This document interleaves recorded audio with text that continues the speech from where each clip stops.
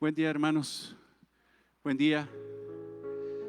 Gracias a Dios que ya estamos aquí. Vamos a iniciar nuestro culto dominical y les pido por favor si nos ponemos de pie para disponer nuestros corazones en oración. Pedirle a nuestro Señor que a través de su Espíritu podamos adorarle en esta mañana de una forma adecuada, que podamos adorarle en espíritu y verdad. Bendito Señor, Padre nuestro que estás en los cielos, Altísimo Rey, piadoso, misericordioso, tierno, compasivo, Señor, gracias. Gracias por amarnos, Señor. Gracias por bendecirnos con bendiciones espirituales innumerables, todas inmerecidas. Pero tú eres tan bueno, Señor, que tú nos bendices por el puro afecto de tu voluntad. Gracias, Señor, por permitirnos estar aquí.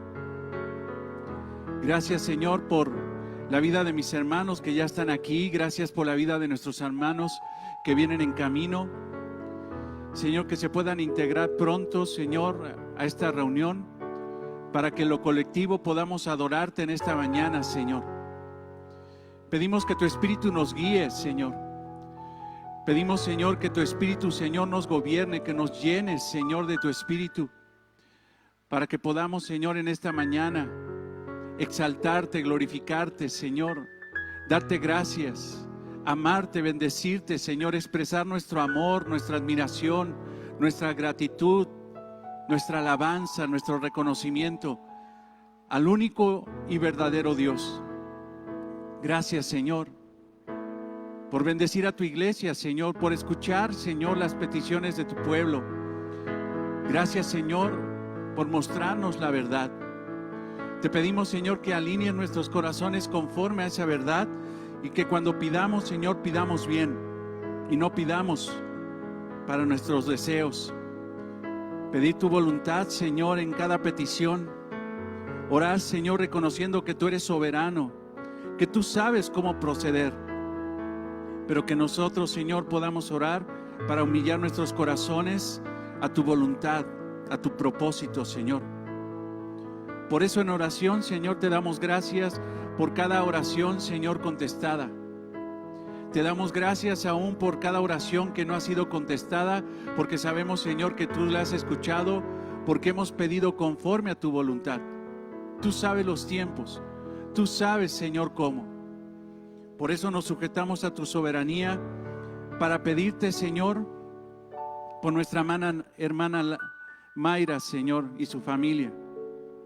Oramos por protección para ellos, Señor. No los dejes, Señor, caer en tentación. Líbralos del mal, Señor. Dale un corazón humilde, Señor, a Mayra. Dale un corazón sabio, Señor, para que pueda atender de una forma bíblica, conforme a tu voluntad, esta situación que está pasando, Señor, en su familia. Oramos, Señor, para que esta circunstancia que le está pasando a Mayra, así como cualquier circunstancia por la cual oramos en esta mañana, sobre todo, Señor, se haga tu voluntad. No te pedimos, Señor, la solución de los problemas. Lo que te pedimos es sabiduría para glorificarte en medio de los problemas, exaltarte, Señor, adorarte, llenarnos de tu gozo, Señor, en medio de los problemas. Gracias, Señor, por el problema que tiene Mayra, porque yo sé, Señor, y sabemos que tú vas a perfeccionar su corazón. Oramos por Sara Castillo, Señor. La operaron, Señor, de las cervicales y no se siente bien, Señor. Te pedimos principalmente por salvación, vida eterna para ella, y si tú lo quieres, por sanidad para Sara Castillo, así, Señor, también para Abigail Coronel, por esta infección de sus riñones. Su mamá, Señor, pide oración. Te pedimos, Señor, que tú extiendas tu mano para que principalmente la salves. Ten misericordia, Señor, de Abigail.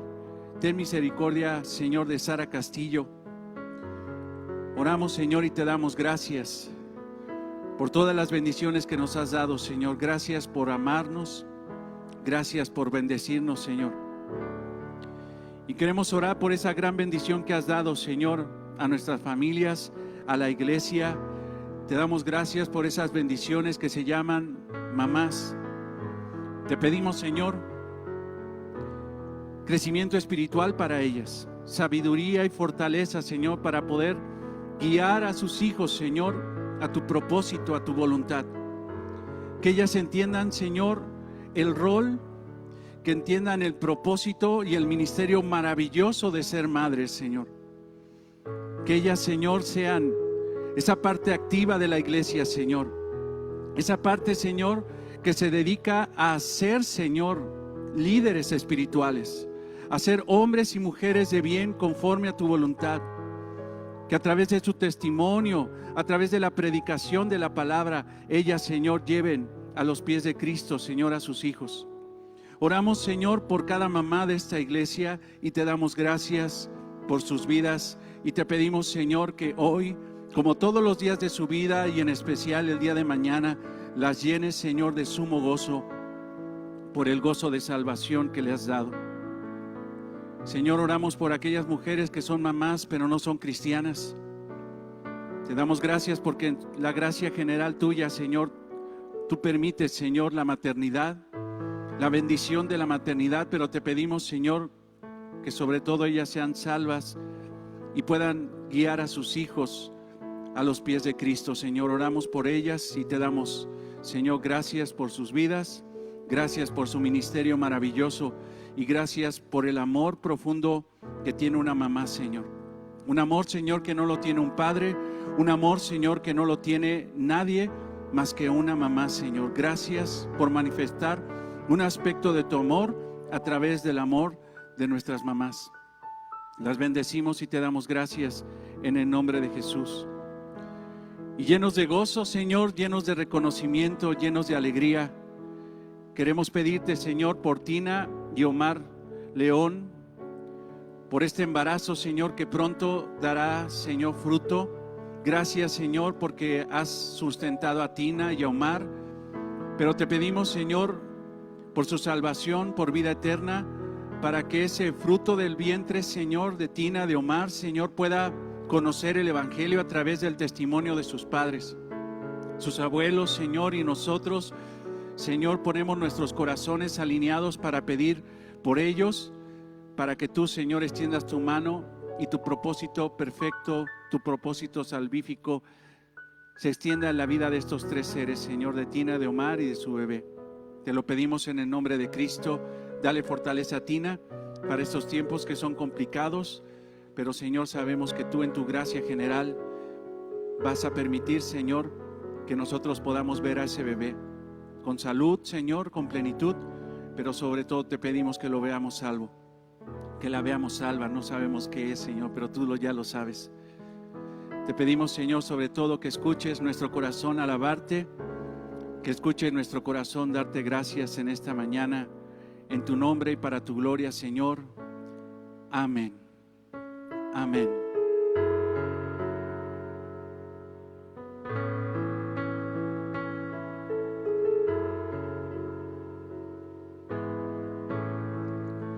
Gracias por la cruz, Dios, por el precio tú pagas, mi pecado y dolor, tu amor quitó, dando gracia eterna. Gracias por tu amor, Dios, por las manos que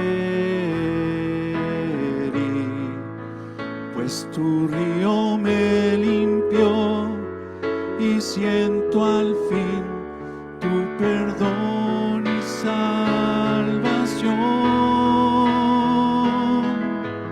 Digno eres, Señor, en tu trono estás,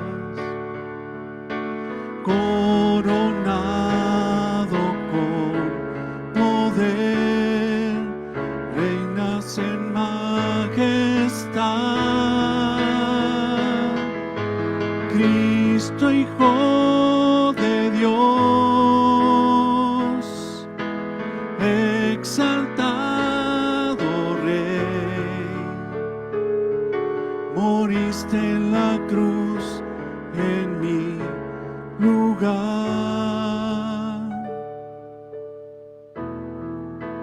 Digno eres, Señor, digno eres, Señor.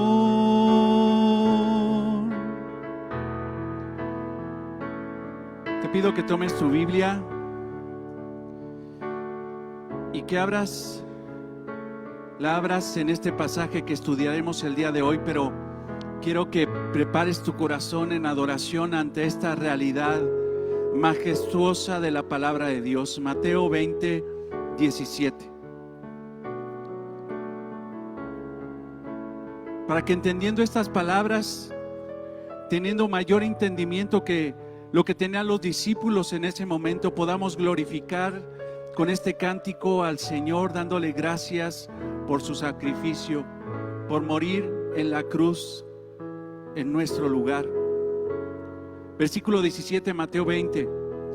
Subiendo Jesús a Jerusalén, tomó a sus 12 discípulos aparte en el camino y les dijo: He aquí, subiremos a Jerusalén, y el Hijo del Hombre será entregado a los principales sacerdotes y a los escribas, y le condenarán a muerte, y le entregarán a los gentiles para que le escarnezcan, le azoten y le crucifiquen. Mas al tercer día resucitará nuestro Señor. Y así fue. Gracias, Señor. Gracias porque podemos entender esto con mayor profundidad. Gracias porque vemos la obra de la cruz completa, Señor. Y a través de este cántico, Señor, podemos reconocer tu ministerio, Señor, perfecto. Gracias por morir en la cruz. Gracias, Señor, porque en la cruz encontramos el significado de nuestra vida, el significado de nuestra vida eterna, el significado del verdadero sentido de la vida, Señor. Gracias, Señor. Por eso cantamos en esta mañana: gracias por la cruz, Señor. Gracias, Señor. Cruz, Dios, por el precio tú pagas mi pecado y dolor, tu amor quitó, dando gracia eterna. Gracias por tu amor, Dios, por las manos que herí, pues tu río me limpió y siento al fin tu perdón y salvación. Digno eres, Señor, en tu trono estás, coronado con poder, reinas en majestad. Cristo, Hijo de Dios, exaltado Rey, moriste en la cruz en mi lugar. Digno eres, Señor, tú eres digno, tú eres digno, digno eres, Señor. Digno eres, Señor. Digno eres, Señor.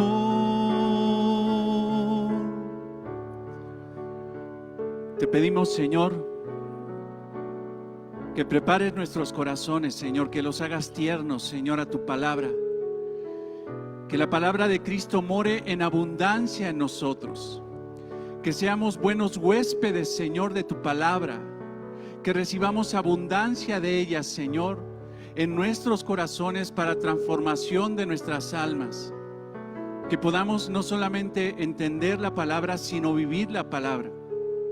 Que podamos entender, Señor, tu mensaje y que ese mensaje transforme nuestros corazones para tener mayor amor hacia ti y a nuestro prójimo, Señor. Abre nuestro corazón, Señor. Somos débiles. Somos incluso hasta necios, Señor, pero tú eres todopoderoso y si nos has salvado, porque para ti no hay nada imposible, Señor, si nos has salvado, puedes, Señor, santificar nuestras vidas a través de tu Espíritu. Guíanos, Señor, para que cada día nos parezcamos más a Cristo y menos al mundo, menos al pecado, menos a nosotros mismos. Tú eres, Señor, nuestro reflejo. Tú eres, Señor, lo que nosotros queremos reflejar, tu imagen, tu voluntad, tu palabra, tu carácter. Gracias, Señor, porque lo quieres hacer y lo harás. Hasta que un día, Señor, lleguemos a la estatura del varón perfecto y brillemos como el sol, Señor, de mediodía. Seremos santos como eres tú, Señor. Te damos gracias por eso. Gracias, Señor, por tu amor. Y gracias por santificar nuestras vidas a través de tu palabra y de tu Espíritu. En el nombre de Cristo oramos y te alabamos en esta mañana, Señor. Amén.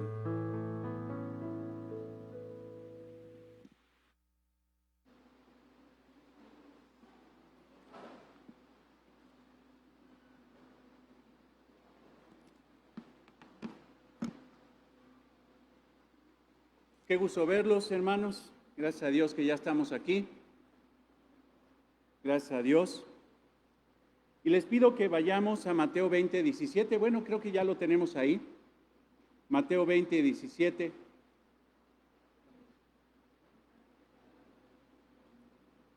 Y este pasaje es hermoso. Estos 3 versículos son maravillosos, hermanos. Y la realidad es que si buscas en comentarios bíblicos, pocos autores bíblicos, pocos maestros profundizan en estos 3 versículos, como que los ven de paso. Probablemente porque ya el Señor Jesucristo había anunciado esto que está diciendo en estos tres versículos. Pero nosotros no podemos pasarlos de largo, tenemos que analizarlos. Obviamente, como toda palabra del Señor, como todo versículo, podríamos estar meses estudiando un solo versículo de la Biblia. Pero sin embargo, en este día, hoy vamos a ver estos 3 versículos y hemos pedido al Espíritu Santo que nos permita ver la realidad espiritual, la riqueza espiritual de este pasaje para que podamos vivir conforme a ese pasaje. Y si quieres el nombre de la predicación o del mensaje es Rumbo a la Cruz. Rumbo a la cruz. Mateo 20, 17. Subiendo Jesús a Jerusalén, tomó a sus 12 discípulos aparte en el camino y les dijo: He aquí subimos a Jerusalén, y el Hijo del Hombre será entregado a los principales sacerdotes, a los escribas, y le condenarán a muerte, y le entregarán a los gentiles, para que le escarnezcan, le azoten y le crucifiquen, mas al tercer día resucitará. Amén. No hay cosa más rara en la vida, hermanos, que ir a la central de camiones y pedir un boleto, aquí en la central norte, creo que es la más cercana. Pedir un boleto y que te pregunte la señorita que te atiende, ¿para dónde va? Para donde sea. Deme un boleto para donde sea. Eso sería muy raro. Sería muy raro. Cuando trabajamos, cuando vivimos, cuando estamos en una empresa, por ejemplo, simple y sencillamente tenemos un propósito. No podemos vivir sin un propósito. Cuando tú entras a una empresa, normalmente una empresa tiene un propósito, un objetivo, metas.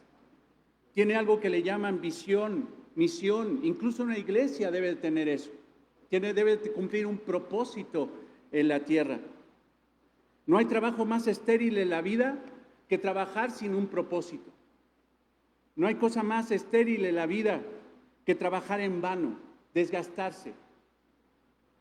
Los apóstoles siguieron al Señor Jesucristo, pero hasta este punto, hermano, parecía que ellos estaban trabajando con Él, estaban siguiendo al Señor, pero no sabían para dónde.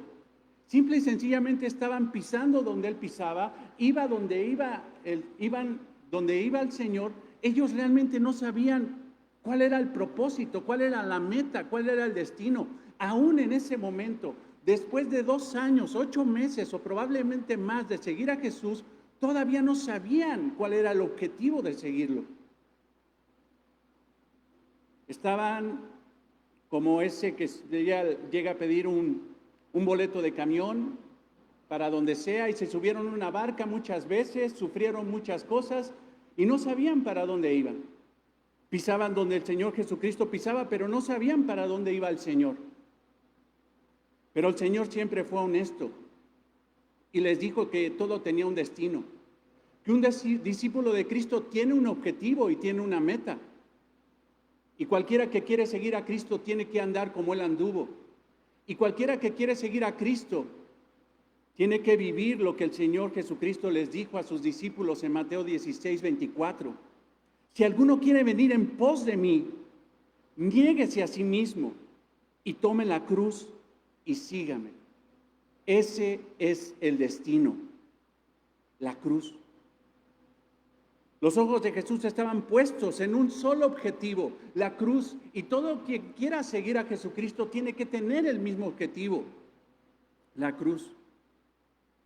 Un discípulo de Cristo debe de experimentar el sufrimiento de la cruz.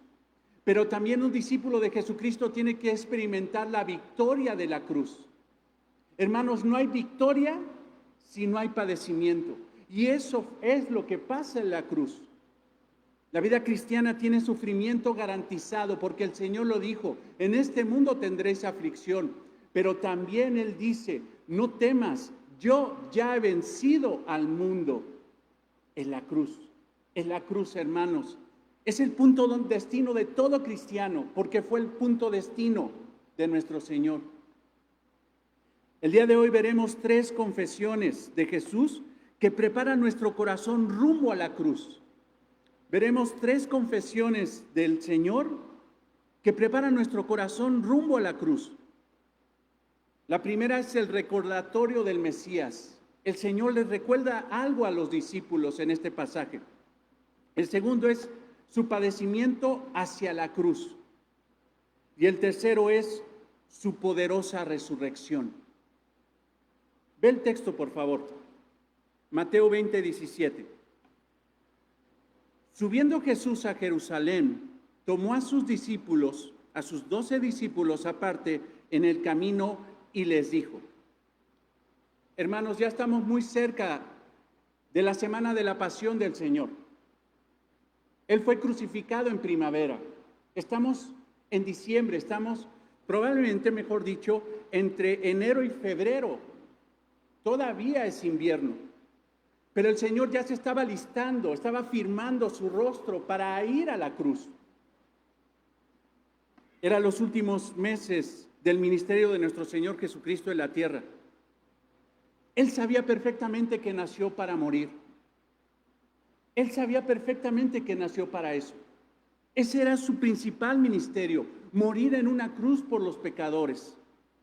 Ya tenía 33 años de edad, casi cumplidos, hermanos, o probablemente ya cumplidos.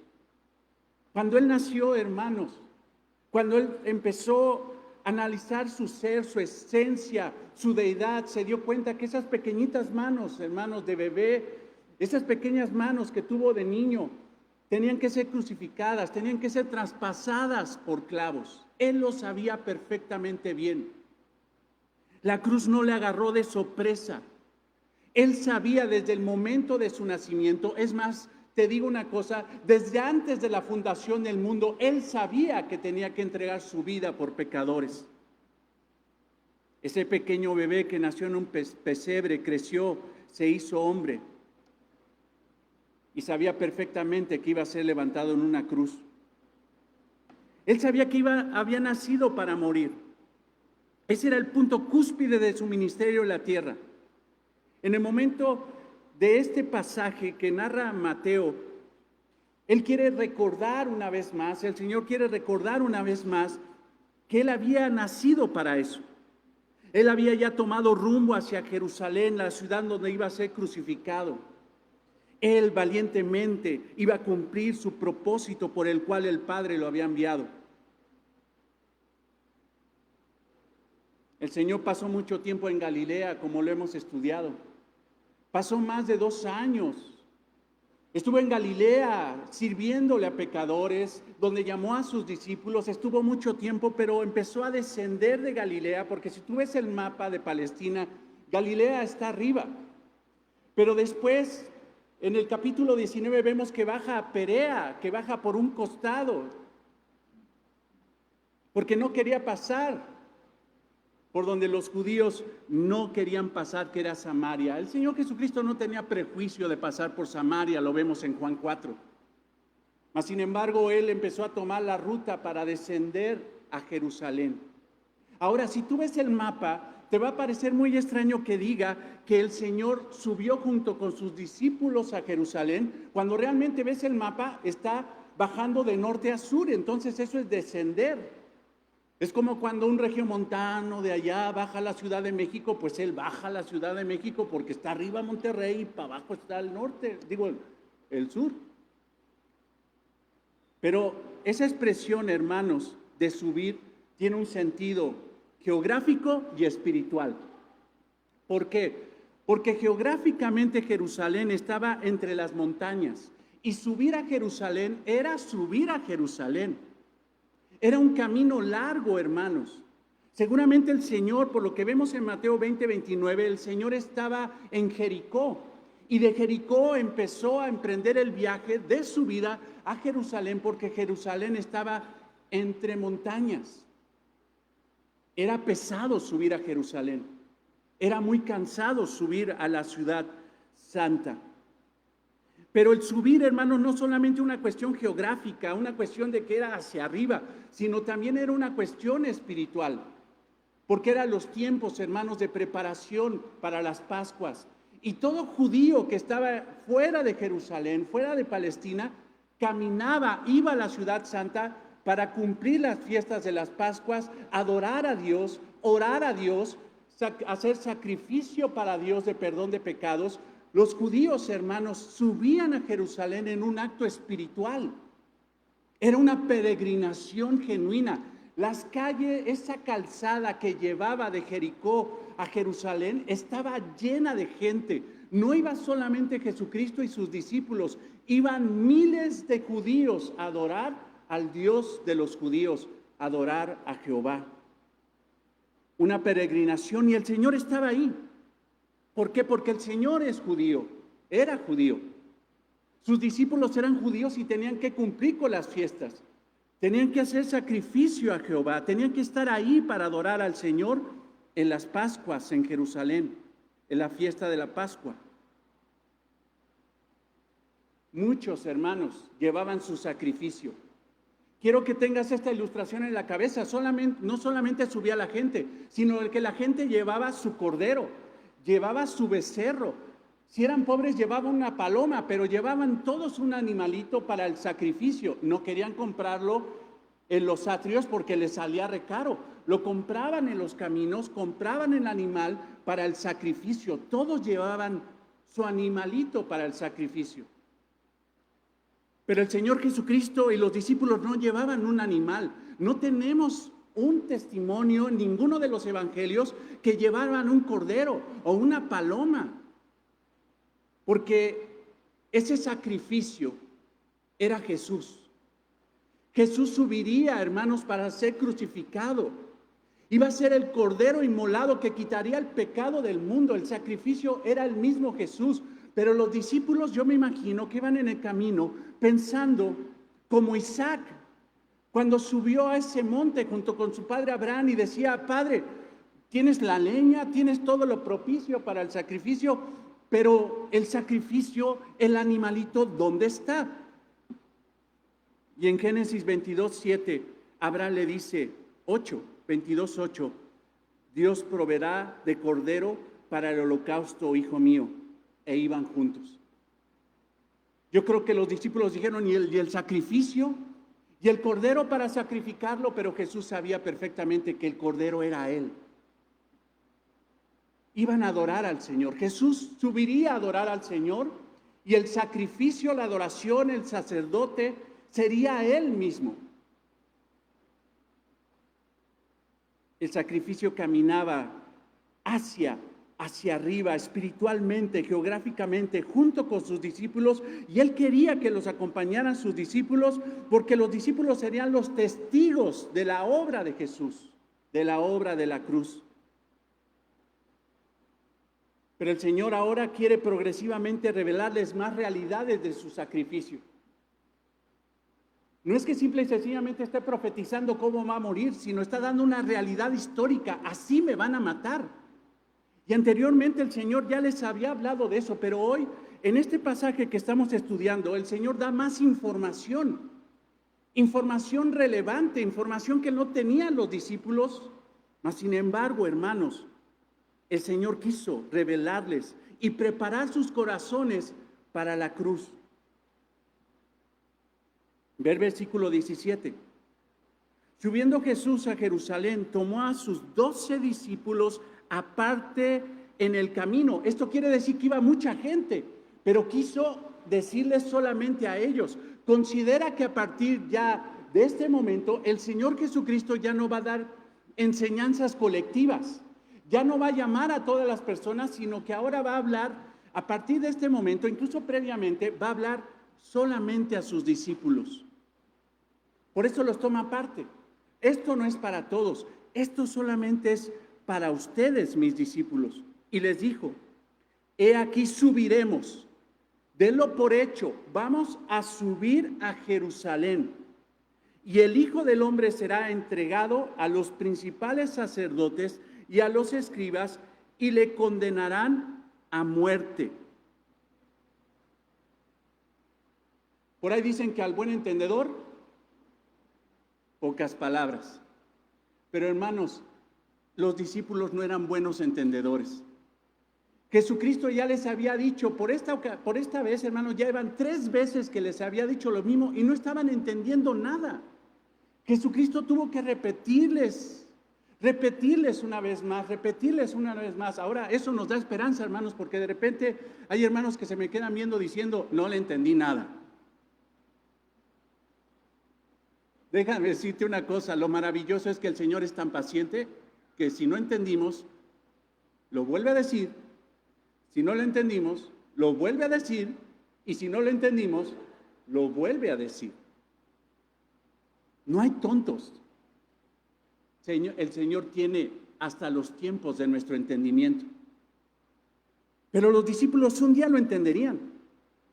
No era la primera vez que les había dicho eso, ya se los había dicho varias veces. Si vas a Mateo 16, 21, el Señor Jesucristo anuncia su muerte. Mateo 16, 21, cualquiera hubiera dicho, al buen entendedor, pocas palabras, pero sin embargo ve esto. Mateo 16, 21. Desde entonces comenzó Jesús a declarar, o sea, desde ese tiempo, empezó Jesús a declarar a sus discípulos que le era necesario ir a Jerusalén, ver y padecer mucho de los ancianos. Está diciendo lo mismo, de los principales sacerdotes y de los escribas, y ser muerto y resucitar al tercer día. Hermanos, iba a ser muerto, pero ¿sabes cuál es la esencia de lo que está diciendo Jesús? Sí, voy a ser muerto, pero voy a resucitar al tercer día. Cualquiera, hermanos, hubiera dicho amén, gloria a Dios, aleluya, alabemos al Eterno. Pero sin embargo ve a Pedro en el versículo 22. Entonces Pedro, tomándole aparte, comenzó a reconvenirle, a regañarlo, diciéndole a Jesús, Señor, ten compasión de ti mismo. En ninguna manera que te pase esto, que no te acontezca tal cosa. ¿Cómo que te van a matar, Señor? Bueno, ¿qué tontería estás diciendo? Pedro, ¿pero no oíste que voy a resucitar al tercer día? Esa fue la primera vez. Pero ahora si te vas a Mateo 17, 22, ya se los dice 2 veces. Mateo 17, 22. Estando ellos en Galilea, Jesús les dijo: el Hijo del Hombre será entregado en manos de hombres y le matarán, mas al tercer día, fíjate, siempre que dijo que iba a ser muerto, siempre dijo que iba a resucitar. Mas al tercer día resucitará. ¿Y qué pasa? ¿Entendieron? No. ¿Por qué? Porque se entristecieron. En lugar de alegrarse de que el Mesías iba a resucitar, se ponen tristes porque se les va a morir. ¿Cómo te pones cuando se te muere alguien? Y es normal. Pero este hombre no era normal. Este hombre era Dios e iba a resucitar al tercer día. Pero ahora el Señor les vuelve a decir,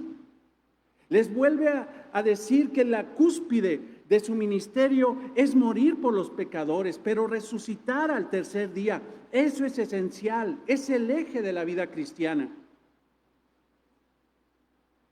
Lo más grave, hermanos, es de que no entendían que el Señor iba a resucitar.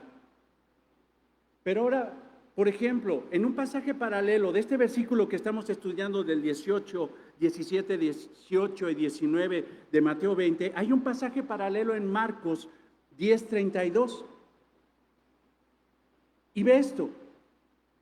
Iban por el camino subiendo a Jerusalén, o sea, es lo mismo que está narrando Mateo. Y Jesús iba adelante como líder, como el que sabía a dónde ir. Y ellos se asombraron, se alarmaron y le seguían con miedo, aterrados al grado de paralizarse. Cuando Jesús les dijo: voy a morir, ellos empezaron a seguirle alarmados de lo que estaba diciendo Jesús y empezaron a llenarse de miedo. Y la expresión en griego, hermanos, es un miedo que paraliza, un miedo que ya no puedes andar. Primero Pedro no entendió y empezó a regañar al Señor. Después los discípulos, hermanos, en la segunda, empezaron a ponerse tristes porque se les iba a morir el Mesías. Y ahora los discípulos, hermanos, estaban llenos de miedo y alarmados por lo que Jesucristo les estaba diciendo: voy a morir, pero voy a resucitar.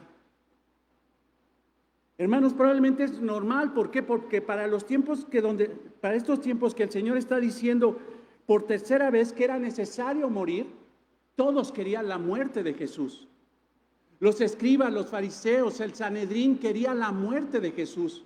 Los discípulos sabían, hermanos, que si mataban a Jesús era muy probable que los mataran a ellos. Muchos ya odiaban al Señor, pero todavía el Señor dice que es necesario caminar a Jerusalén, donde están los archienemigos de Jesús, donde está el Sanedrín, donde están los sacerdotes, donde están los escribas y los fariseos que deseaban la muerte de Jesucristo. Y Jesús dice: vamos para allá. Cualquiera diría: ¿sabes qué? ¿Dónde está el enemigo? Allá. Bueno, luego voy para acá. Pero Jesús, reconociendo su ministerio, reafirmó su rostro. Y tú encuentras esa expresión en los evangelios cuando se refiere a Jesús tomando una decisión de ir a afrontar su realidad, su destino, su ministerio. Reafirmó su rostro. Eso quiere decir, valientemente fue hacia adelante. No tenía miedo, pero sus discípulos decían: no, Señor, ¿cómo crees? Si ahorita ha estado denso el asunto en Perea, si ha estado denso el asunto en Galilea, si ha estado denso el asunto por todos lados, si te están vigilando, ya han mandado comitivas a amenazarte, a tentarte, a desear tu muerte, tú te quieres meter en Jerusalén, donde definitivamente en cuanto cruces la ciudad, te van a matar. Pero en Marcos 10:32 el Señor dice que afirmó su rostro y subió con sus discípulos, temerosos, incrédulos, ignorantes, afligidos, pero a fin de cuentas sus discípulos. A fin de cuentas sus discípulos.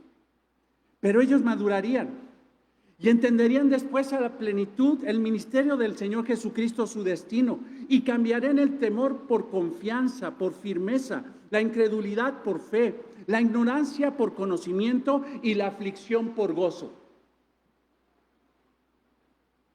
Ahí yo te pregunto, ¿dónde está tu corazón? ¿Eres un cristiano afligido, ignorante, incrédulo, temeroso, pero cristiano? No te preocupes. El Señor te va a pulir. Y un día, hermanos, y esperemos que sea pronto, tú vas a tener firmeza, fe, conocimiento y gozo. Eso va a pasar. Y eso pasó con los discípulos. Todo creyente comienza así, siendo un niño tierno, inmaduro, temeroso. Pero después la obra de Cristo, el Espíritu Santo, la palabra, el conocimiento de la palabra, pule nuestros corazones, hermanos. Y no podemos juzgar a los discípulos por estas actitudes. Simple y sencillamente no era el tiempo. Por ahí siempre muchos cristianos, incluso hasta evasivos o queriendo echar todo al tiempo, cuando tienen su propia responsabilidad, dice, no son los tiempos de Dios. Bueno, sí, tú no sabes cuáles son los tiempos de Dios, pero tú tienes que trabajar todos los días para que el Señor te madure y llegue ese tiempo, que llegará. Pero en medio de esa inmadurez, los 12 apóstoles son recordados, o Jesús les recuerda una realidad, versículo 18. He aquí subiremos a Jerusalén, toditos, toditos. Aquí nadie se echa para atrás, toditos. Y el Hijo del Hombre será entregado a los principales sacerdotes y a los escribas y le condenarán a muerte.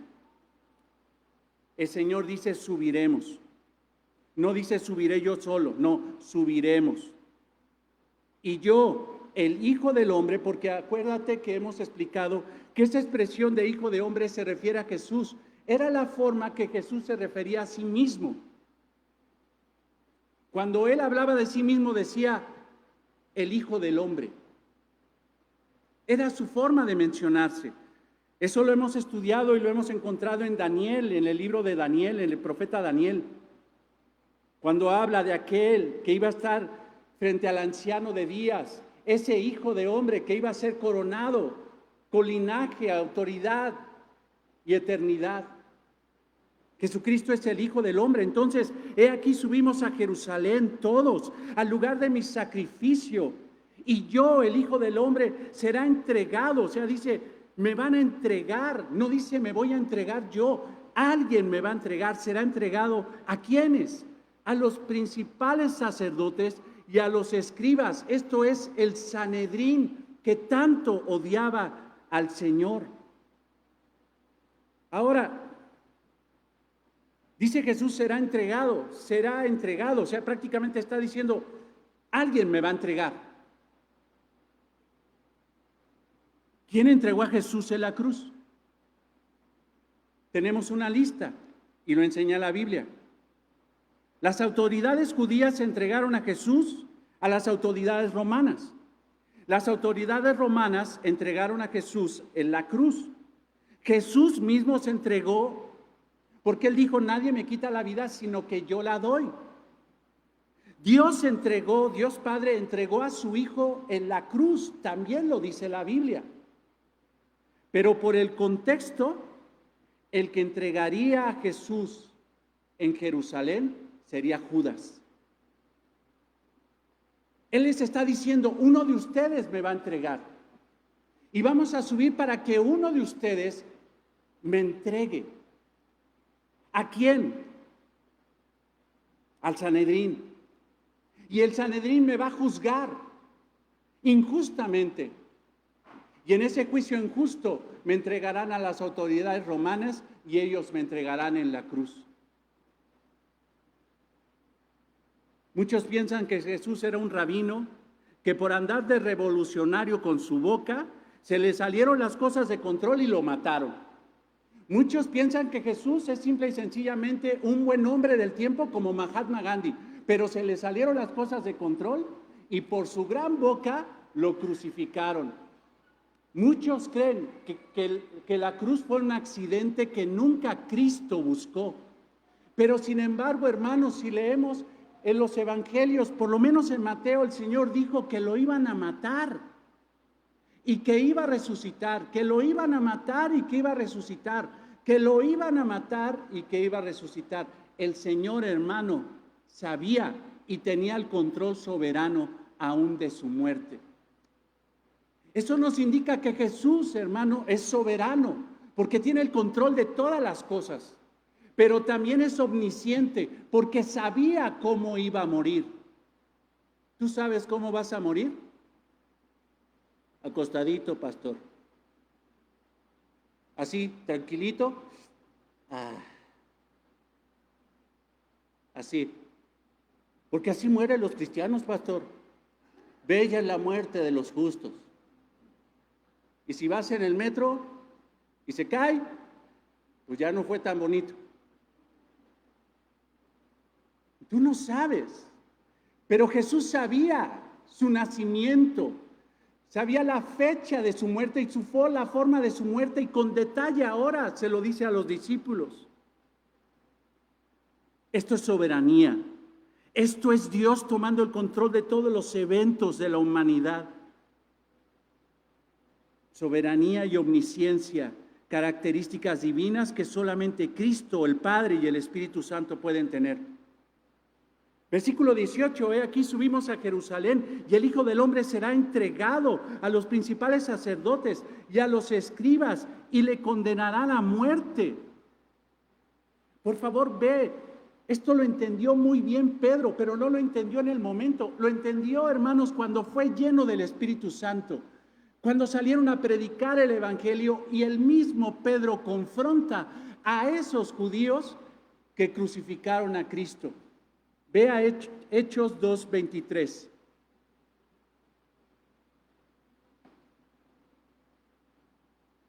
Fíjate, y no mucho tiempo, pero Pedro lo entendió. Hechos 2:23. A Jesús, entregado, escucha otra vez la palabra, fue entregado por el determinado consejo y anticipado conocimiento de ¿quién? De Dios. Dios fue el que entregó a su Hijo. Dios sabía el momento. Dios había diseñado la muerte de su Hijo antes de la fundación del mundo, y Pedro lo entendió. O sea, ¿quién entregó a Jesús en última instancia? ¿Judas? ¿Los romanos? ¿Los judíos? ¿El Sanedrín? En últimas instancias, el que entregó en la cruz a Jesús fue el Padre.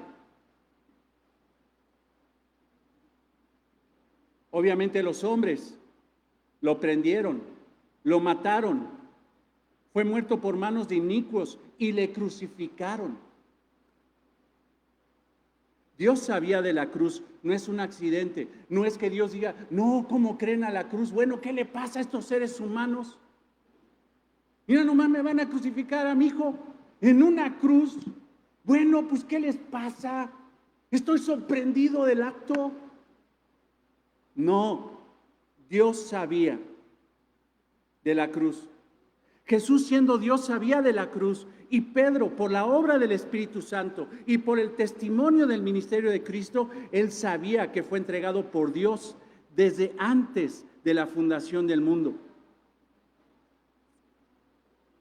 Jesús sabía que iba a ser muerto, ejecutado en una cruz.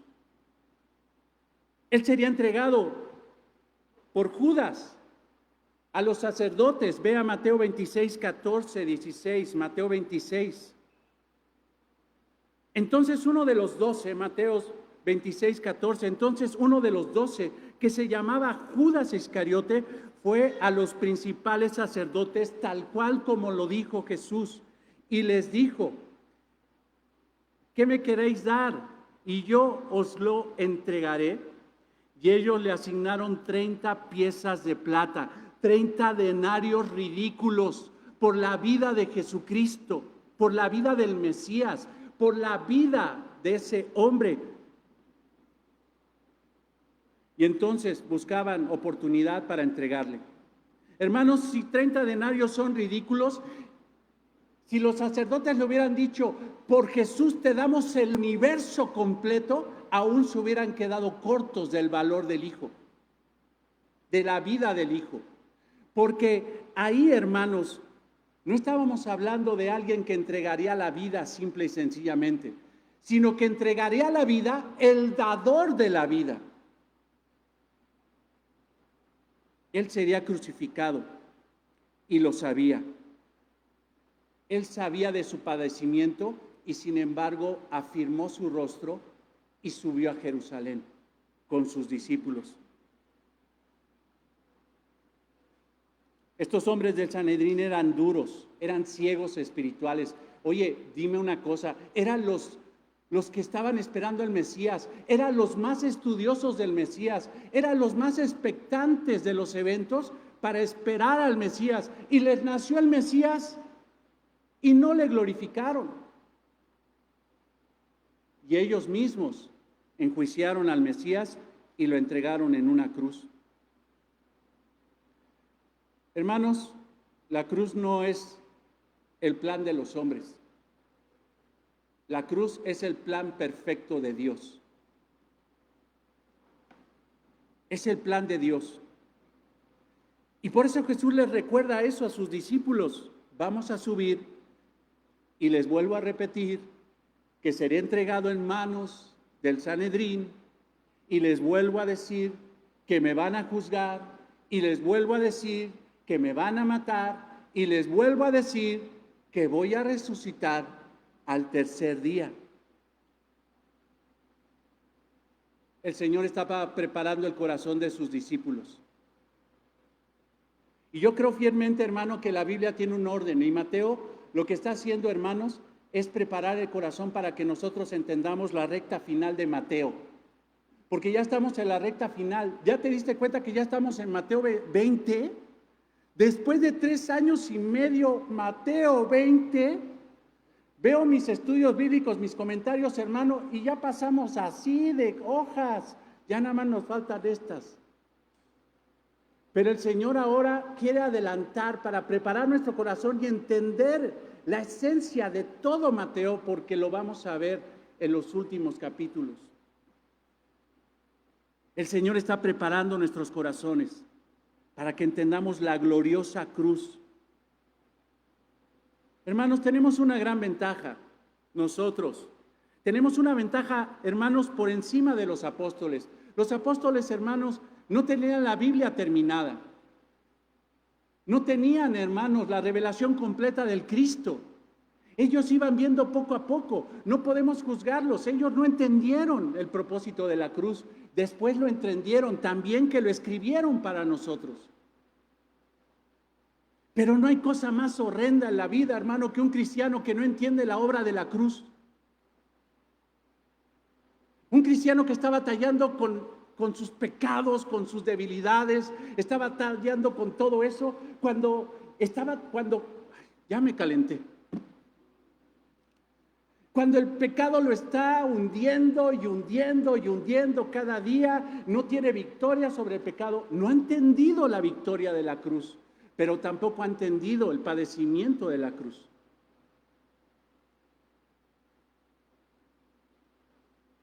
Y es aquí donde encontramos la segunda confesión de nuestro Señor para preparar nuestros corazones rumbo a la cruz. Y la segunda confesión es su padecimiento hacia la cruz.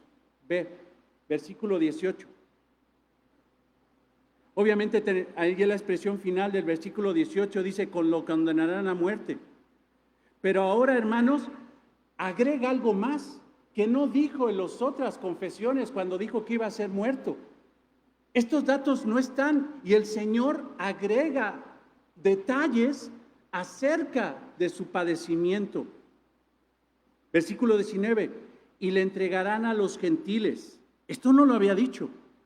Para que le escarnezcan, para que se burlen de él, le azoten y le crucifiquen. Esto, hermanos, muerte por crucifixión. Yo creo que en el momento que Jesús dijo, me van a crucificar, los discípulos se les cayó el sistema, se les fue el wifi, se pusieron blancos. No es posible que a ti te crucifiquen. Si tú eres el Mesías, ¿cómo dices eso? Maldito es aquel que es crucificado, colgado de un madero. Tú eres bendito de Dios, no eres maldito de Dios. ¿Cómo dices? Nunca nos habías dicho esto. Pero sin embargo el Señor siempre fue honesto. Pero Él tenía el control de los tiempos. Y tenía que irles revelando la verdad progresivamente. Aquí agrega más detalles. Jesús dice que será entregado por Judas, por un traidor entre ellos, en mano de las autoridades judías. Y esas autoridades judías llenas de mañas, de odio, hacen un juicio totalmente ilegal para culpar a Jesús siendo que Él era inocente.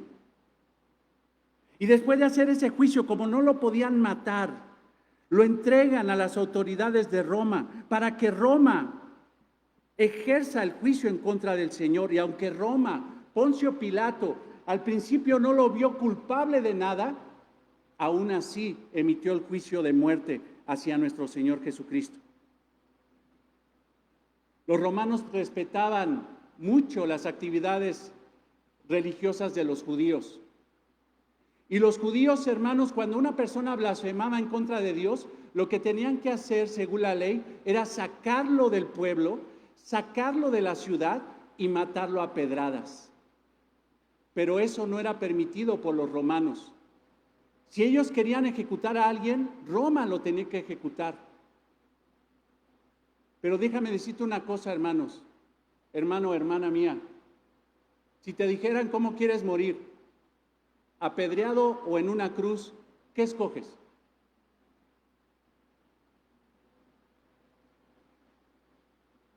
Apedreado. Bueno, si me dices si hay una tercera, mejor que no me maten, pero no, te estoy diciendo que nada más hay de dos. Apedreado o en una cruz. Hermano, si tú dices que no sabes lo que padeció Cristo en la cruz. La crucifixión era la ejecución más despiadada. Era mejor ser lapidado, era mejor ser decapitado, era mejor ser matado como quieras, menos la cruz. La cruz, hermano, la crucifixión era, hermano, la ejecución más despiadada que el hombre ha inventado. Y Jesús dice, me van a crucificar. Y los judíos dicen, pues de apedrearlo por blasfemo a que se muera en una cruz, pues mejor que lo maten los romanos. Queremos que sufra. Jesús sería condenado a muerte por el Sanedrín y simple y sencillamente por decir la verdad. Jesús siempre dijo que Él era el Hijo de Dios. Y déjame decirte que cuando Jesús decía que era el Hijo de Dios, estaba diciendo, yo soy Dios. Yo tengo una relación con el Padre tan íntima que el Padre y yo somos lo mismo. El que honra al Hijo, honra al Padre. El que honra al Padre, honra al Hijo. Yo soy Dios. Y para los judíos, que un hombre de carne diga que es Dios, era la más grande blasfemia. Vete a Mateo 26, 63.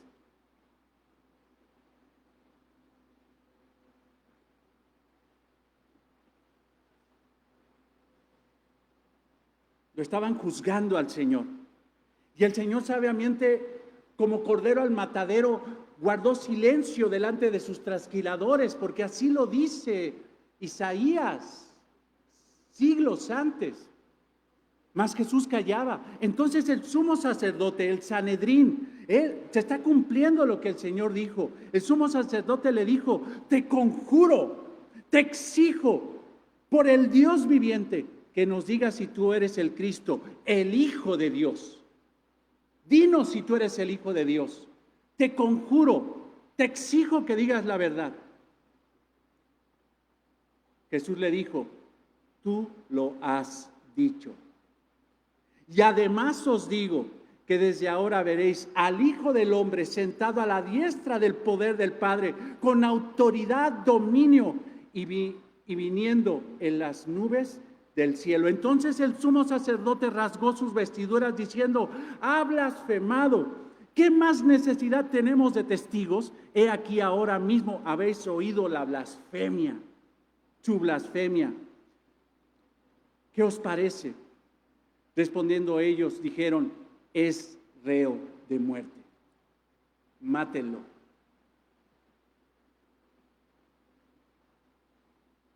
Pero los judíos no lo podían ejecutar. Y por eso lo fueron a entregar a los romanos.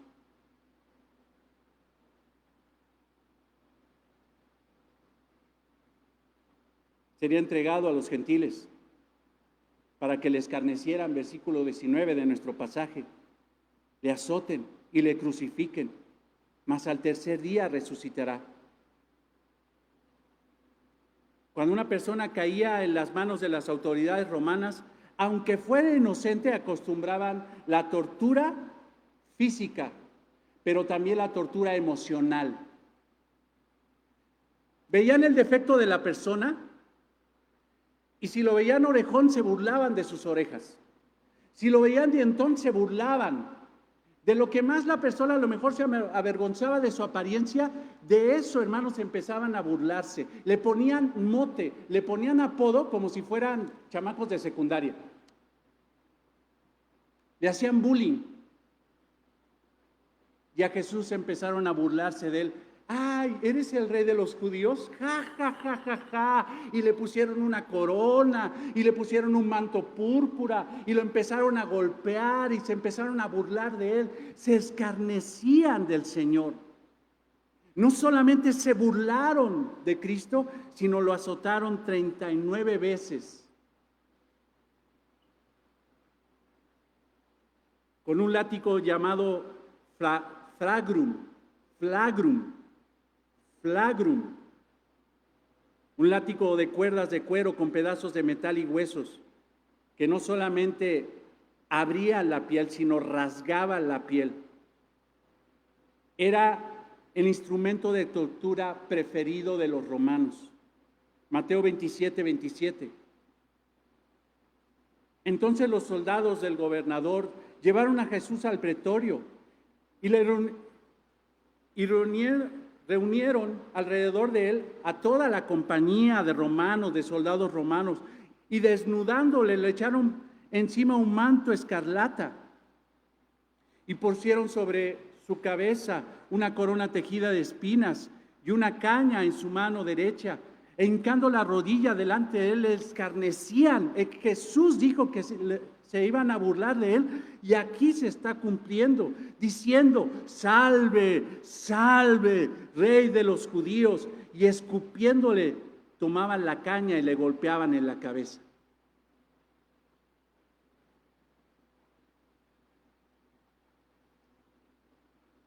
Un judío lapidaba a una persona, según Levítico 24, 16, por la blasfemia en contra del nombre de Dios. Pero sin embargo, hermanos, ellos prefirieron, como te lo dije, más que lapidarlo, mejor que lo crucifiquen. Porque lapidarlo, si le damos un golpe en la cabeza y se desmaya, ya. Pero la cruz es una tortura de horas. Horas de padecimiento.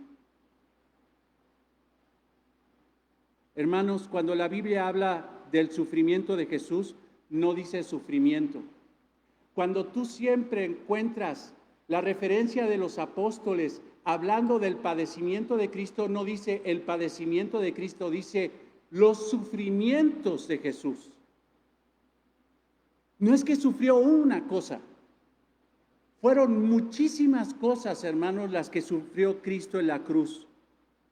Sufrimientos. Por ejemplo, Pablo en Filipenses 3:10 dice: a fin de conocerle y el poder de su resurrección y la participación de sus padecimientos. No solamente fue un padecimiento. ¿De qué se murió? ¡Ay! Le vino un dolor al corazón. un ataque al corazón, un padecimiento del corazón y se murió. No, el Señor, hermano, por todos lados padeció, en su alma y en su cuerpo.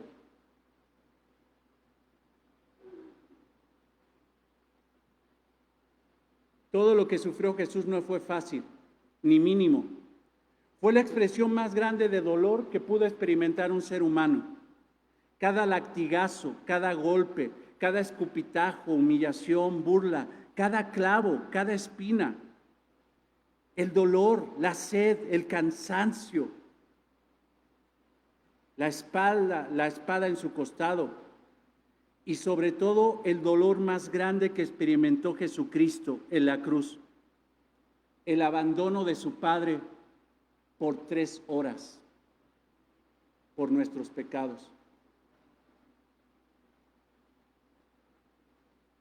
Más que físico, fue su alma la que padeció, porque nunca había dejado de tener comunión con Él, con aquel que siempre había sido uno. Isaías 53:2. Subirá cual renuevo delante de él, y como raíz de tierra seca, no hay parecer en él, ni hermosura. Le veremos más inatractivo, para que no le deseemos, despreciado y desechado entre los hombres, varón de dolores, experimentado en quebranto, y como que escondimos de él el rostro, y fue menospreciado, y no lo estimamos. Ciertamente llevó él nuestras enfermedades y sufrió nuestros dolores, y nosotros le tuvimos por azotado, por herido de Dios y abatido. Mas el herido fue por nuestras rebeliones, molido por nuestros pecados. El castigo de nuestra paz fue sobre él, y por su llaga fuimos nosotros curados. Todos nosotros nos descarriamos como ovejas, cada cual se apartó por su camino, mas Jehová cargó en él el pecado de todos nosotros. Angustiado él y afligido, no abrió su boca. Como cordero fue llevado al matadero, y como oveja delante de sus trasquiladores enmudeció y no abrió su boca. Por cárcel y por juicio fue quitado. Y su generación, ¿quién la contará? Porque fue cortado de la tierra de los vivientes, y por la rebelión de mi pueblo fue herido. Nadie sufrió como Jesús. Luego yo, hermanos, y se ponen bien románticos, hermano. Ven muchas novelas.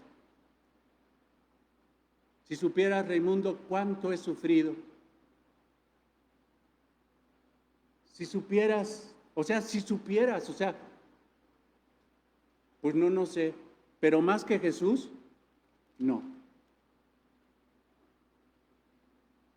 Y ¿sabes qué? Mucho de lo que sufres es por tu culpa. Te lo buscaste. El castigo del pecado es lo que vives y vivimos. El fruto de nuestro pecado.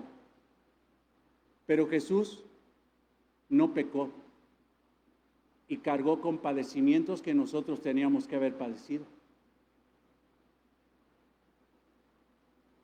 Jesús fue abandonado por los que amó. Jesús fue traicionado, fue negado. Jesús se quedó solo en la cruz. Todos sus discípulos le dieron la espalda, y el Padre también. Y todo lo hizo por amor al Padre, por amor a sí mismo, por amor a sus hermanos, por amor a sus amigos, por amor a su familia espiritual, por amor a nosotros. Y de repente, hermanos, gente que no ve la cruz, dice: pastor, estoy tan solo. Nadie me ama.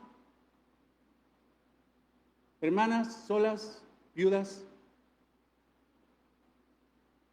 no digas eso.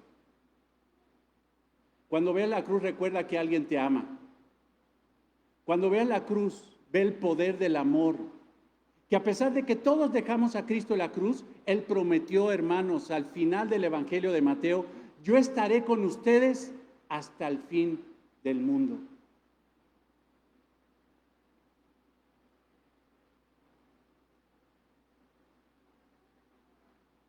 Lo más grande que hizo Jesús por nosotros no fue solamente morir, sino resucitar. Jesucristo resucitó al tercer día y esa es la evidencia más grande de que Jesús es el verdadero Salvador. Si Cristo no se hubiera levantado del sepulcro, hermanos, vámonos a otro lado, estamos perdiendo el tiempo.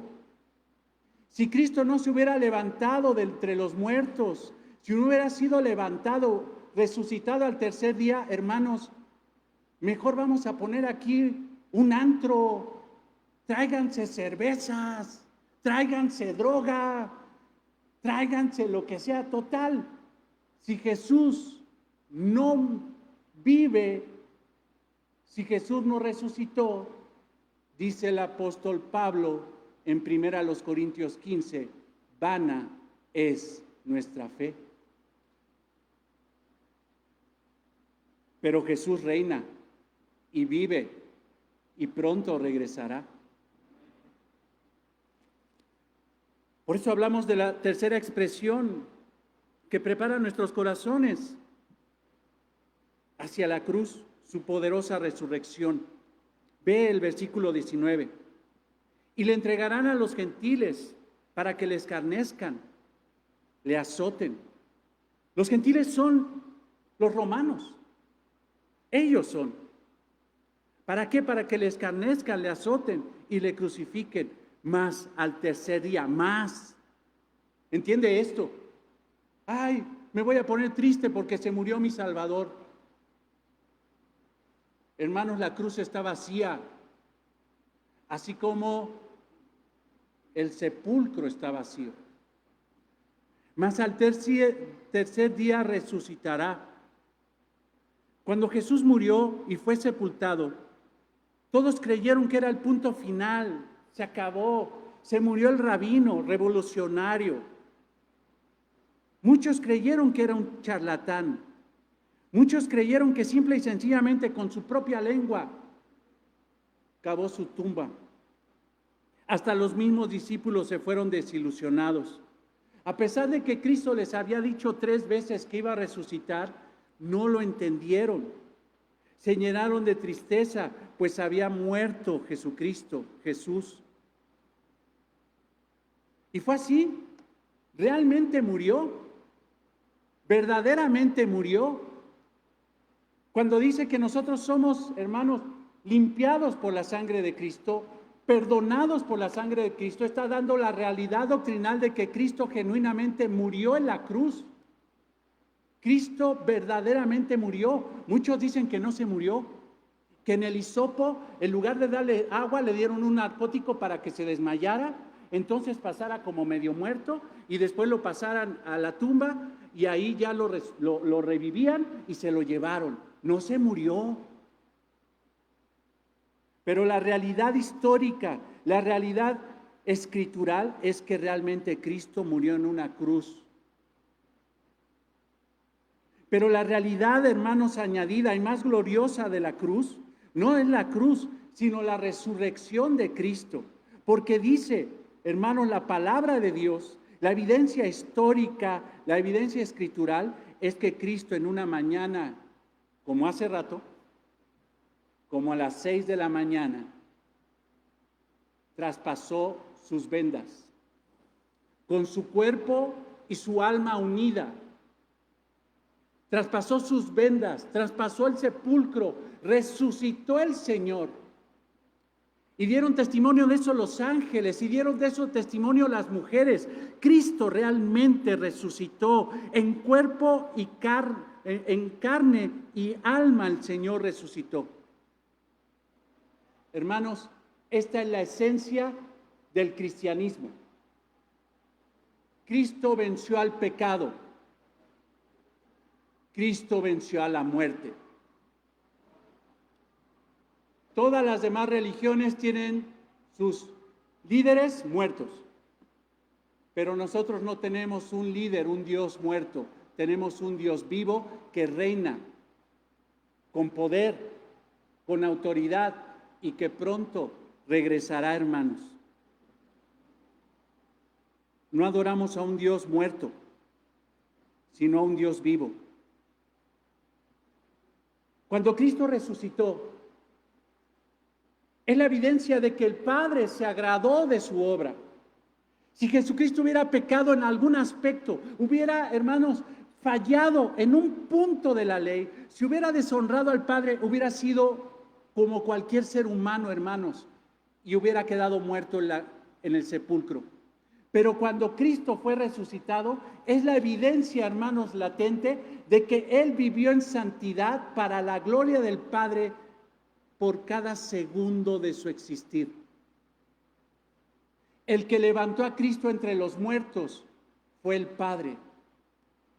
Le dio vida, lo levantó. Así como Cristo levantó a Lázaro, así Dios Padre levantó a su Hijo del sepulcro. Y eso confirmaba lo que dijo cuando fue bautizado: este es mi Hijo amado, en el cual tengo complacencia.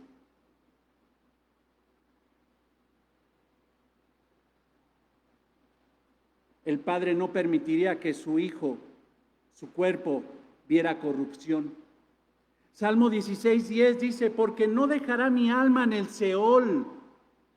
Ahí hay una profecía mesiánica. No dejará el Padre mi alma en el Seol, ni permitirá que tu santo vea corrupción. Ni su alma quedó en la muerte, ni su cuerpo se pudrió. No permitirá mi Padre que mi cuerpo se engusane y que mi alma se quede en el lugar de los muertos.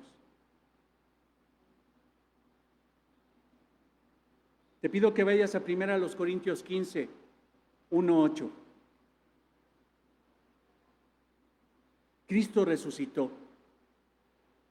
Y eso da testimonio uno de sus apóstoles que lo vio,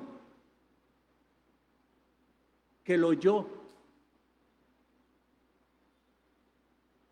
El apóstol Pablo, 1 Corintios 15:1, además os declaro, hermanos, el evangelio que os he predicado, el cual también recibisteis, en el cual también perseveráis, por el cual asimismo, si retenéis la palabra que os he predicado, sois salvos, si no creéis en vano.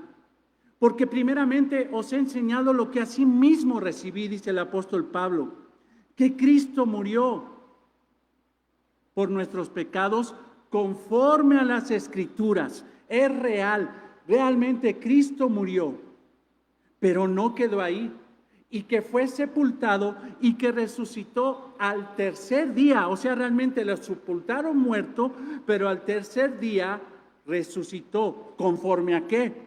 Conforme a las Escrituras. ¿Y qué creen? Y que apareció a Cefas. Se le pareció resucitado a Pedro. Después a los 12. Después apareció a más de 500 hermanos a la vez. Oye, si dicen que lo que vieron los discípulos fueron alucinaciones, fue un espíritu, pues oye, entonces, ¿qué fumaron estos 500 para ver a Jesucristo resucitado? Hermanos, no fumaron nada, no era un espíritu, lo vieron al Señor. 500 testigos, hermanos a la vez, de los cuales muchos todavía viven aún. Ahorita ya no, ya se nos murieron. Pero si hubiera uno de esos testigos, se para aquí y dice: yo lo vi, yo lo oí.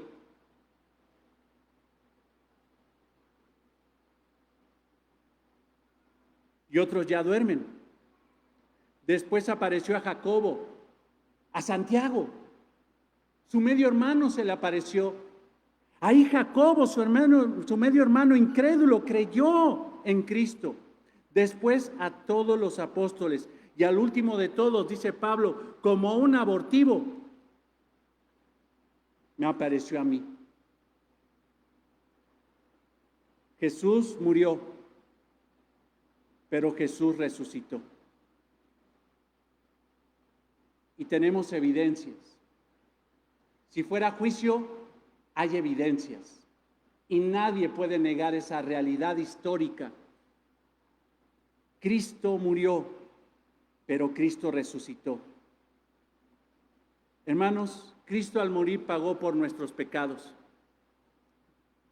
Ellos ya fueron vencidos en la cruz del Calvario. Y al ser crucificado entre los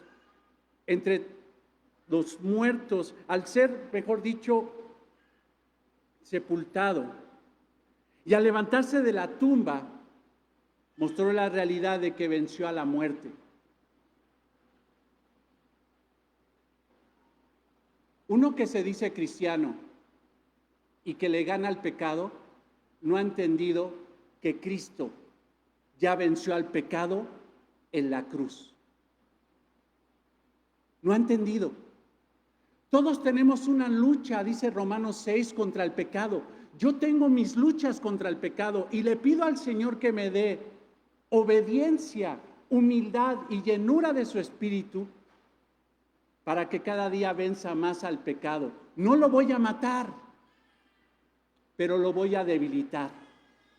Porque entiendo perfectamente bien, hermanos, que Cristo ya venció a ese enemigo. Ya es un enemigo vencido. Cuando uno que se dice cristiano, una que se dice cristiana, no puede salir de la opresión del alcohol, de las drogas.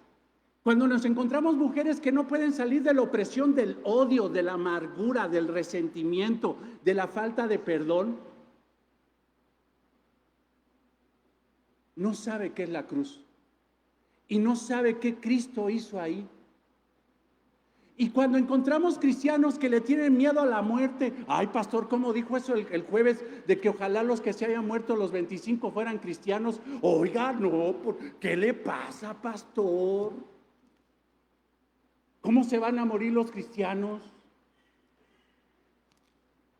Quien tiene ese entendimiento no ha entendido que Cristo resucitó y que juntamente con Él nosotros resucitaremos.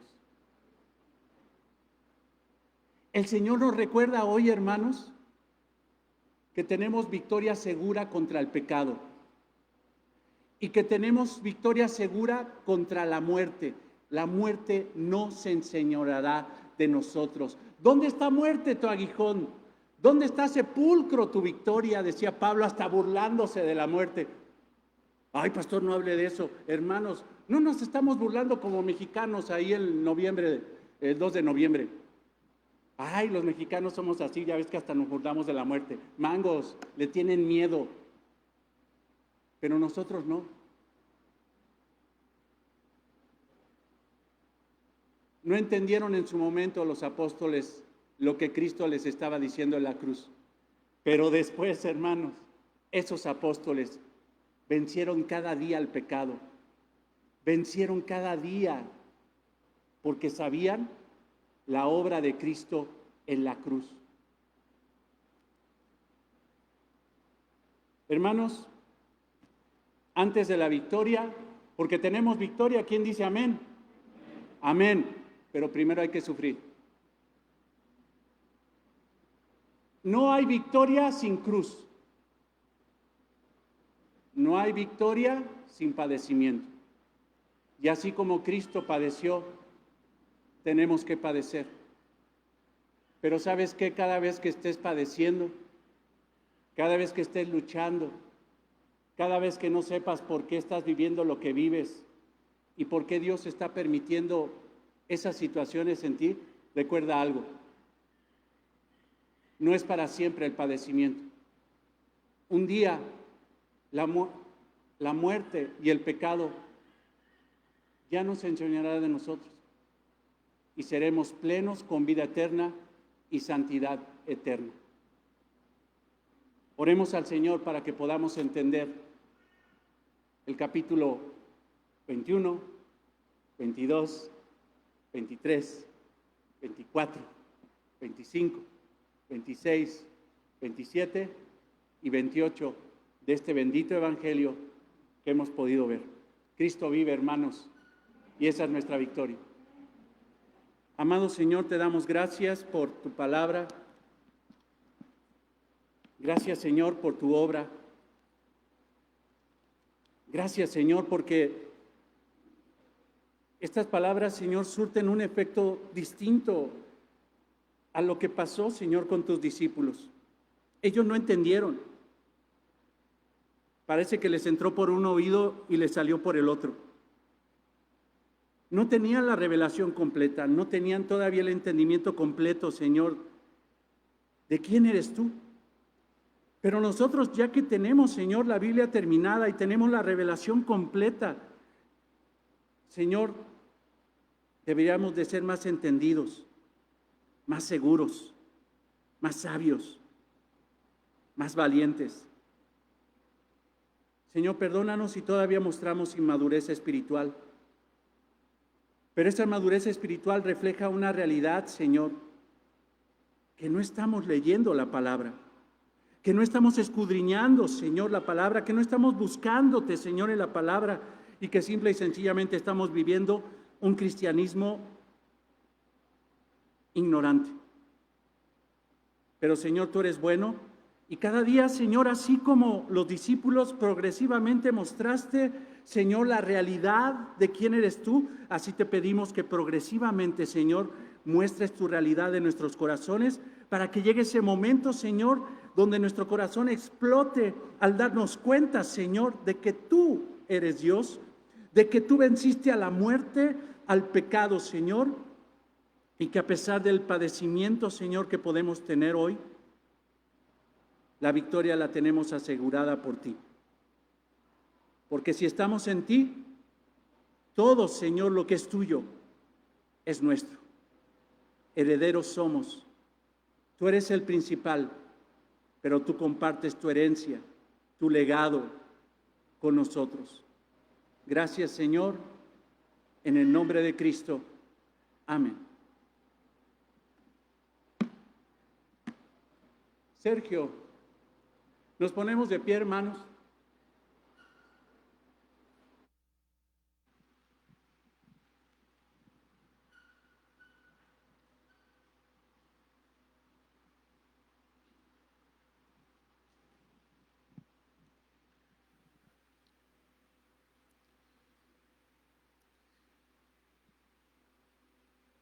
Vamos a ofrendar y no quiero pasar un reporte financiero, porque aún la palabra de Dios dice que aún nuestra comida y bebida, o sea, las cosas más sencillas que podemos hacer en la vida, las tenemos que hacer para la gloria de Dios. Y si comer y beber, que son cosas esenciales, cotidianas, son para la gloria de Dios, ofrendar, hermanos, debe ser también para la gloria de Dios. Y dar un reporte, hermanos, del estado financiero de la iglesia no es un acto financiero, sino también es un acto espiritual. Y quiero decirte, para que te goces en tu corazón, que gracias a Dios el Señor nos permitió volver a pagar la renta del lugar y tenemos otro mes de su gracia. Tenemos guardado, ¿cuánto? Te voy a decir, 0. Pero cada día el Señor nos humilla y nos dice, no. Quiero verte orando.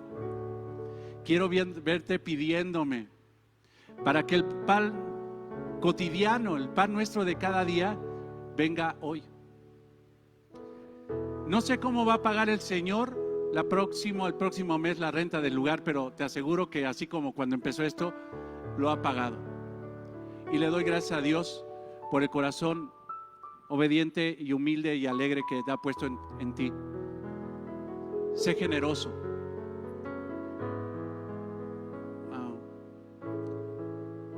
Hay gente que dice, voy a guardarlo o voy a meterlo a la bolsa. El dinero no es para eso. El dinero es para el reino. Obviamente guarda, pero a veces lo guardan y se lo roban. En lugar de habérselo dado a una hermanita que tenía necesidad, o a veces van a la bolsa y lo pierden, y van y dejan. Yo sé que estoy hablando porque dice la bolsa, pues aquí, ¿quién la bolsa? La única bolsa que lo conozco es la de aquí y está en bancarrota, ¿no? Pero lo dan a la bolsa y lo pierden, en lugar de haber agarrado esos 50,000 y decir, a ver, hermanos, ¿quién tiene necesidad? Ahí está. Y te aseguro que no se pierde ahí. Ahí no se pierde. Porque en el reino de los cielos ni la polilla, ni el orín, ni los ladrones minan ni hurtan. Ahí no llegan. Ahí está asegurada la diversión. Acuérdate, hermano, cada vez que te vengan las vacas gordas, acuérdate de que la iglesia necesita de ti. Cada vez que veas y digas, hagas tu reparto, ¿no? Y digas, esto para la renta, esto para la colegiatura, esto para los zapatos, esto para eso. Ahí este chamaco se echa los zapatos como otra vez zapatos, pero ahí está. Y de repente, hermano, veas ahí, acuérdate siempre que tienes que separar para la obra de Dios. No te estoy diciendo que no agarres para darte un gusto, hasta para eso, pero acuérdate de la necesidad de la iglesia. Demos con un corazón alegre, hermanos. Aún depositar en esa canasta es un acto de adoración. Adoremos a nuestro Señor.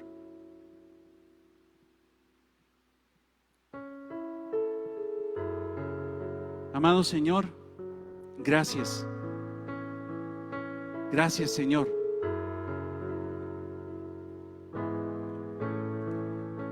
Gracias por la cruz, Dios, por el precio tú pagas, mi pecado y dolor, tu amor quitó, dando gracia eterna. Gracias por tu amor, Dios, por las manos que herí, pues tu río me limpió y siento al fin tu perdón y salvación.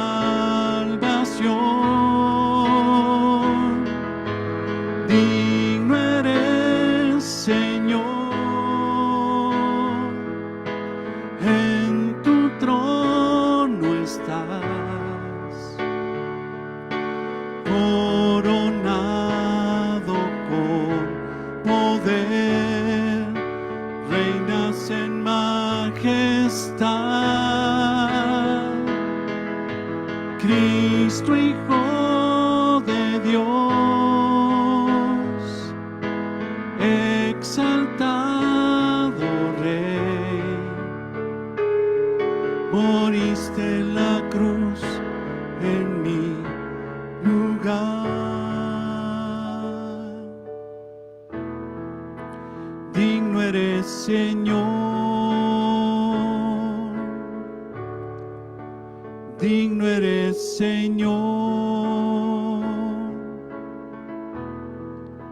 Amado Señor, te alabamos porque sabemos que nos escuchas. Te honramos porque sabemos que vives y que pronto volverás. Te pedimos perdón porque sabemos que tú perdonas nuestros pecados desde el cielo, porque tú eres fiel y justo para perdonar nuestros pecados y limpiarnos de toda maldad. Te damos gracias por tu testimonio y por tu obra que continúa a favor de nosotros, porque tú eres el abogado que intercede por nosotros en el cielo delante del Padre. Gracias, Señor, y que esa realidad podamos entenderla, Señor, que al salir de aquí alguien nos ve, que al salir de aquí alguien nos escucha, que al salir de aquí alguien nos ama desde el cielo, y que no seamos como esos que viven como si su Dios está muerto. Tú vives y tenemos que darte reflejos, Señor, de que entendemos eso. Que vivamos, Señor, en esta semana sabiendo que tú nos ves, que tú nos guías, que tú nos fortaleces. Que vivamos, Señor, esta semana para la gloria tuya y para tu honra, Señor. Amén y amén, Señor. Amén. Amados hermanos, si nos sentamos un momentito nada más para comentarles. Gracias, Sergio. Son varios anuncios, pero miren, uno, este libro es un libro muy bueno, muy bueno, pero muy escaso. Se llama La mortificación del pecado, de John Owen. Este libro fue escrito, hermanos, en 1650 más o menos, o sea, es un libro muy viejito. Pero este hombre, hermanos, ha sido considerado como uno de los más grandes teólogos de la historia. John Owen era un puritano, pero no solamente tenía un conocimiento profundo de las doctrinas bíblicas, sino también era un hombre espiritual que dependía del Espíritu Santo. O sea, este hombre era un hombre equilibrado. No era un teólogo, sabelotodo, simple y sencillamente, ni un espiritifláutico, ¿no? Era un hombre que tenía, hermano, un equilibrio extraordinario. Este libro es maravilloso y yo se los puedo recomendar a hermanos que están luchando con el pecado todos los días. Yo sé que a lo mejor nada más son 2 o 3 hermanos aquí, todos los demás ya están, pero en una plenitud de santidad y ya el diablo no se mete con ustedes, yo lo sé.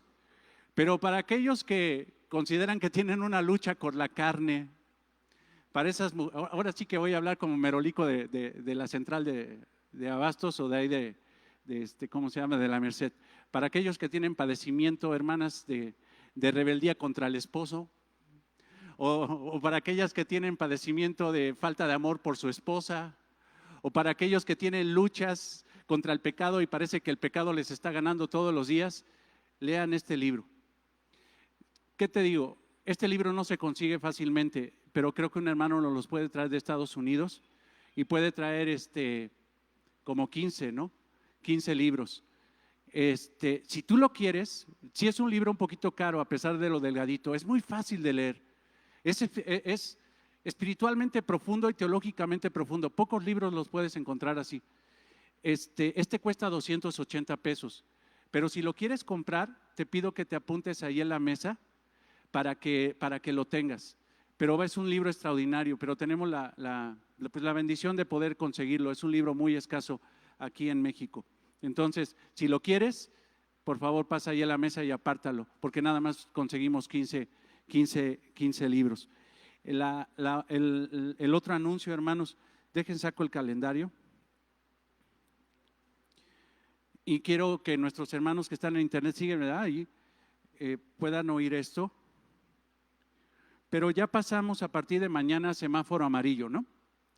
Ya creo que nos están vacunando, a mí ya me toca. Ya me hablaron, voy a ser el primer mexicano que le van a dar la vacuna con pastillita sabor uva. No, me van a tener que picar, oren por mí, hermano. A ver si no le echo a correr ahí al doctor. Pero ni modo, pues hay que vacunarse. Hermanos, vamos a celebrar Santa Cena el próximo domingo 16. Ya vamos a celebrar nuestra Santa Cena. Y hermanos que están en internet, vénganse con precaución, con confianza. Seguimos con sana distancia, tenemos espacio todavía para ustedes, pero tenemos que ya celebrar Santa Cena. No lo hemos hecho ya es más de un año, hermanos. Ya urge que nosotros celebremos Santa Cena. Pero si algún hermano o hermana no puede venir el próximo domingo, no te preocupes. El próximo domingo daremos otra fecha para volver a celebrar la Santa Cena.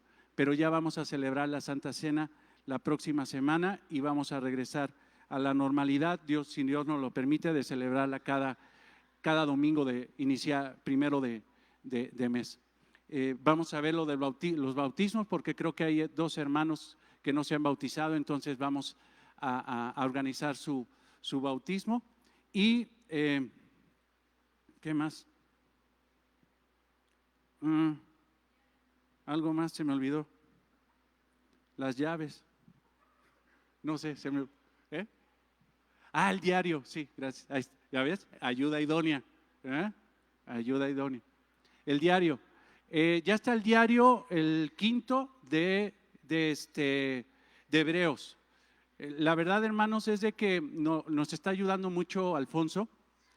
Estos dos diarios, el pasado, el 4 y el 5, están un poquito extensos, pero vaya, con paciencia hazlos, pero creo que es muy bueno que nos vayamos en ese ritmo.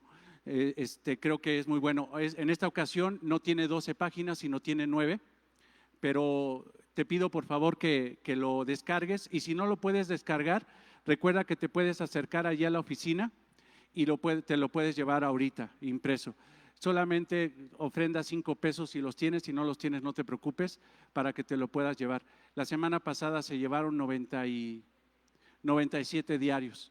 La verdad es que pues están leyéndolos, gracias a Dios. No los dejes de leer, es necesario es tu pan, tu alimento diario, el alimento diario para tu alma. Si no lees la Biblia, te vas a enfermar. Lee la Biblia, ora, lee la Biblia, ora, porque si no te vas a enfermar, y de la peor enfermedad, la espiritual. Entonces no dejes que tu alma se enferme. Dios te bendiga, hermanos, Dios los guarde. Nos estamos viendo el próximo jueves. Pasen también a la mesa, hay muchos títulos ahí que podrían ser de bendición para sus vidas.